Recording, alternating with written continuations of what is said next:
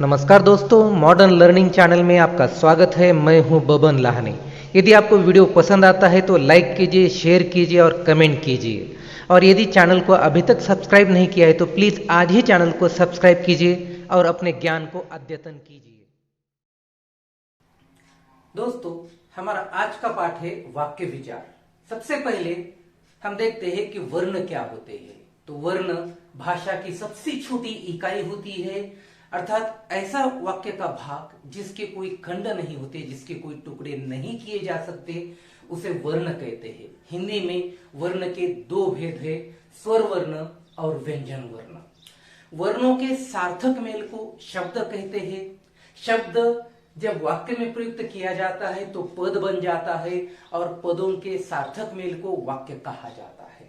अर्थात पदों के सार्थक मेल अर्थात पदों को एकत्र किया जाए और उनसे किसी अर्थ की प्राप्ति हो तो उसे हम वाक्य कहते हैं। वाक्य के दो भेद होते हैं, वाक्य के दो अंग होते हैं, उद्देश्य और विधेय। तो वाक्य में जिसके बारे में कहा जाता है उसे उद्देश्य कहते हैं और जिसके बारे में जो कहा जा रहा है उसे विधेय कहते हैं। इन सब बातों का परिचय हमने पहले ही वीडियो में देखा है। अब हम देखने वाले हैं वाक्य के भेद।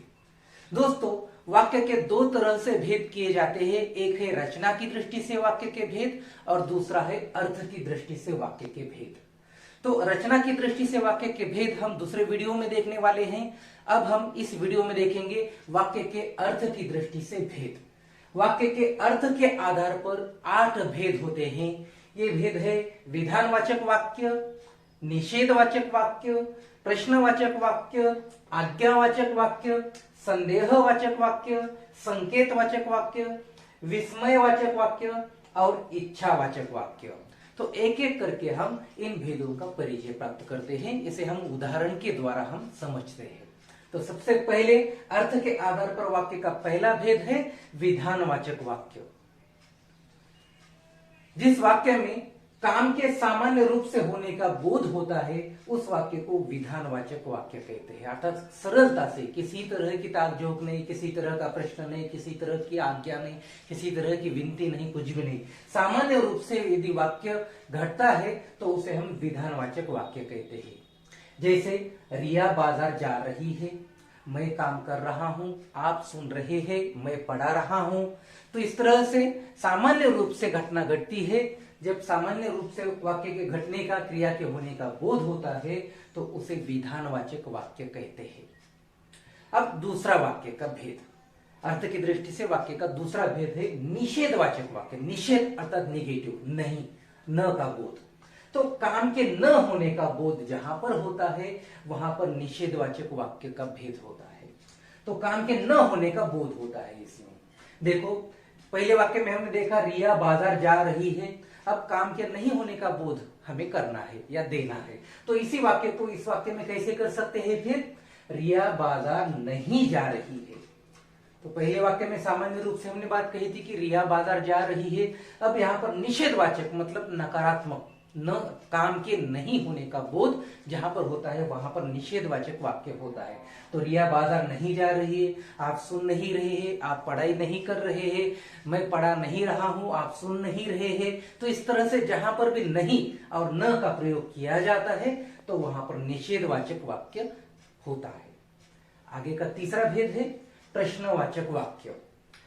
जहां जिस वाक्य में कोई प्रश्न पूछा जाए, जिस वाक्य में कोई प्रश्न पूछा जाता है तो वहां पर प्रश्नवाचक वाक्य होता है। उदाहरण के लिए अब इसी बात को हम रिया बाजार जा रही थी, ठीक है, इस तरह से इसे हम प्रश्न के रूप में पूछते हैं कि क्या रिया बाजार जा रही है? क्या रिया तुम बाजार जाओगी? क्या रिया बाजार से आ गई? तो इस तरह के प्रश्न पूछेंगे हम तो प्रश्नवाचक वाक्य बन जाता है। तो क्या, कब, क्यों, कहां, कैसे, तो कौन, तो इस तरह के कोई भी हम प्रश्न पूछेंगे जहां पर प्रश्न पूछने का बोध होता है तो वहां पर प्रश्नवाचक वाक्य होता है। तो अंग्रेजी में से कहते हैं WH फॉर्मेट क्वेश्चंस। तो WH फॉर्मेट, तो व्हाई, हु, हुम, हुज, तो इस तरह हाउ, तो इस तरह के प्रश्न पूछे जाते हैं तो वहां पर प्रश्नवाचक वाक्य बन जाता है। तो इस तरह से विधानवाचक वाक्य में वाक्य सामान्य रूप से घटता है। निषेधवाचक वाक्य में नहीं, न का प्रयोग किया जाता है। प्रश्नवाचक वाक्य में प्रश्न पूछा जाता है, प्रश्न का बोध होता है, कब, क्यों, कहाँ, कैसे, तो इस तरह के प्रश्न पूछे जाते हैं और प्रश्न का इसमें प्रश्न पूछे जाने का हमें पता चलता है। आगे का भेद है अर्थ के आधार पर। वाक्य का चौथा भेद है आज्ञावाचक वाक्य, अर्थात किसी को अनुमति देना, किसी को आज्ञा देना या किसी को आदेश सुनाना, इन बातों का बोध जब होता है तो वह आज्ञावाचक वाक्य होता है। तो ये ज्यादातर जो होते हैं बड़े लोग, अपने गुरुजन, माता पिता, जो अपने से उम्र में बड़े होते हैं, ऐसे लोग ही इस तरह की आज्ञा दिया करते हैं। तो इस तरह से आज्ञावाचक वाक्य में एक तरह की कमांड, एक तरह की आज्ञा होती है। तो इस तरह से देखो, आप इसी वाक्य को लेते हैं हम, रिया बाजार जा रही है, तो बड़े लोग घर के जो भी होते हैं, माता पिता, चाचा चाची, नाना नानी, दादा दादी जो भी होते हैं, वो उसे आज्ञा देंगे। तो कैसे कहेंगे फिर, रिया तुम बाजार जाओ। तो इस तरह से बाजार जाने की उसे आज्ञा देंगे, तो रिया बाजार जाओ। तो इस तरह की सीधे सीधी बात उनसे कहेंगे, रिया से कहेंगे, तो ये उनके लिए, रिया के लिए ये आज्ञा होगी, कमांड होगी। तो इस तरह से रिया बाजार जाओ, तो ये हो गए आज्ञावाचक वाक्य। यहाँ पर कोई आज्ञा दी जाती है, ऑर्डर या कमांड दी जाती है। इसके बाद में है संदेहवाचक वाक्य। अर्थ के आधार पर वाक्य का पांचवा भेद है संदेहवाचक वाक्य।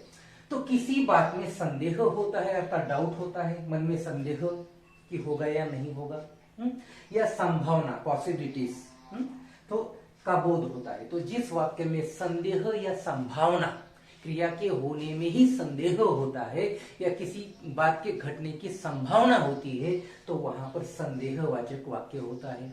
उदाहरण के लिए इस वाक्य को हम देखते हैं, शायद रिया बाजार जा रही है। निश्चित रूप से मालूम नहीं है कि शायद रिया बाजार जा रही है, शायद रिया बाजार जा रही होगी, शायद रिया बाजार गई होगी, या इसी वाक्य को इस तरह से भी ले सकते हैं, रिया बाजार जा चुकी होगी, माँ खाना बना चुकी होगी, बच्चे खेल चुके होंगे, या शायद बच्चे खेल रहे होंगे, शायद मैं घर जाऊं, शायद मैं पढ़ाऊं, शायद कल बारिश होगी, शायद विद्यालय को कल छुट्टी होगी। तो इस तरह के जहां पर के क्रिया के घटने में, वाक्य के घटने में किसी भी तरह का संदेह होता है या संभावना होती है, तो वहां पर संदेहवाचक वाक्य होता है।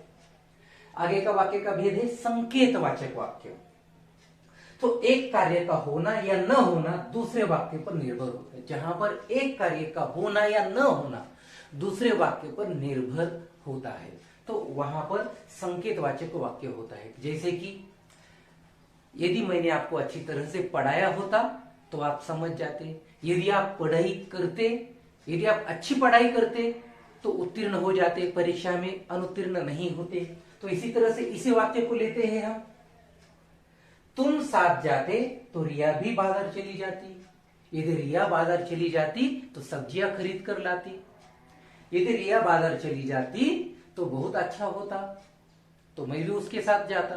तो इस तरह से इस वाक्य को किसी भी तरह से हम दूसरे वाक्य पर निर्भर रहने वाला हम बना सकते हैं, और वहां पर होगा वो संकेतवाचक वाक्य। मतलब एक कार्य का होना, एक क्रिया का होना दूसरे पर निर्भर होता है, दूसरे वाक्य पर निर्भर होता है, तो वहां पर होता है संकेतवाचक वाक्य। ऐसे कितने सारे हम वाक्य बना सकते थे। यदि तुम घर पर होते तो मैं तुम्हारे साथ खेलने के लिए आता था, यदि तुम मंदिर जा रहे हो तो मैं भी तुम्हारे साथ आऊंगा, यदि तुम घर जाओगे तो मैं भी तुम्हारे साथ चलूंगा, यदि तुम्हें खाना खाना है तो मैं भी तुम्हारे साथ खाने के लिए बैठ जाऊंगा। तो इस तरह से ऐसे कितने सारे वाक्य हम बना सकते थे। आगे का वाक्य है विस्मयवाचक वाक्य। तो जहां पर भी हर्ष, शोक, आश्चर्य आदि भावों का पता चलता है, तो हमारे मन के अंदर अनेक भाव होते हैं, तो वो भाव हम जब प्रकट करते हैं, चाहे आश्चर्य हो, घृणा हो, या शोक हो, विस्मय हो, हंसी हो, या ऐसे कोई भी भाव क्यों न रहे, डर हो, भय हो, तो इस तरह से हमारे मन के कोई भी भाव यदि प्रकट हो जाते हैं और भाव के प्रकट होने का पता चलता है, तो वहां पर विस्मयवाचक वाक्य होता है। उदाहरण के लिए, अरे रिया बाजार नहीं गई, अब कितने सारे चॉकलेट लाए आपने, अरे बहुत बुरा हो गया, अरे रे ऐसा नहीं होना चाहिए था।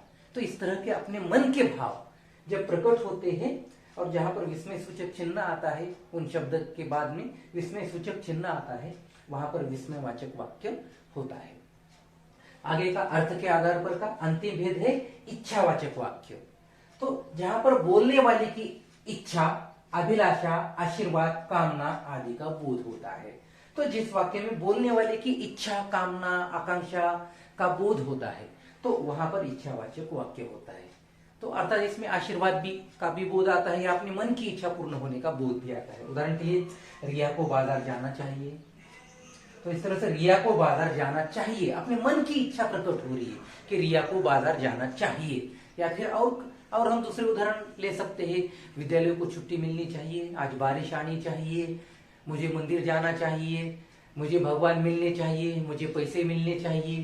तो इस तरह के अपने मन के भावों को, विचारों को हम प्रकट करते हैं और वैसे इच्छा हम प्रकट करते हैं कि ऐसा मेरा काम होना चाहिए। या फिर किसी को आशीर्वाद भी देते हैं, जुग जुग जियो, 100 वर्ष तक जियो, सौभाग्यवती भव।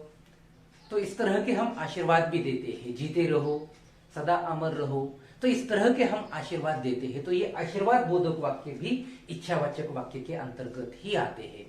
तो इस तरह से दोस्तों अर्थ के आधार पर वाक्य के भेद 8 होते हैं और हम किसी भी वाक्य को इन भेदों में हम परिवर्तित कर सकते हैं। उदाहरण के लिए, मैं घर जा रहा हूं, ये कौन सा वाक्य है? सामान्य रूप से जब घटना होती है तो वह विधानवाचक वाक्य होता है। तो विधानवाचक वाक्य मैं घर जा रहा हूं। निषेधवाचक वाक्य कैसा होगा फिर इसका? मैं घर नहीं जा रहा हूं। प्रश्नवाचक वाक्य, क्या मैं घर जा रहा हूं? आज्ञावाचक वाक्य, तुम घर जाओ। संदेहवाचक वाक्य, तो शायद मुझे घर जाना चाहिए। संकेतवाचक वाक्य, यदि मैं घर जाता तो मुझे खाने को मिलता। विस्मयवाचक वाक्य, अरे मैं घर नहीं जा रहा हूं। तो इस तरह से विस्मय प्रकट करना है। इच्छावाचक वाक्य, मुझे घर जाना चाहिए। तो इस तरह से दोस्तों इस वीडियो में हमने देखा अर्थ के आधार पर वाक्य के भेद, 8 भेदों को हमने समझ लिया है। अब हम अगले वीडियो में देखते हैं रचना की दृष्टि से वाक्य के भेद वो कितने हैं और कैसे उसे याद रखना है, ये हम देखते हैं अगले वीडियो में। तब तक के लिए धन्यवाद।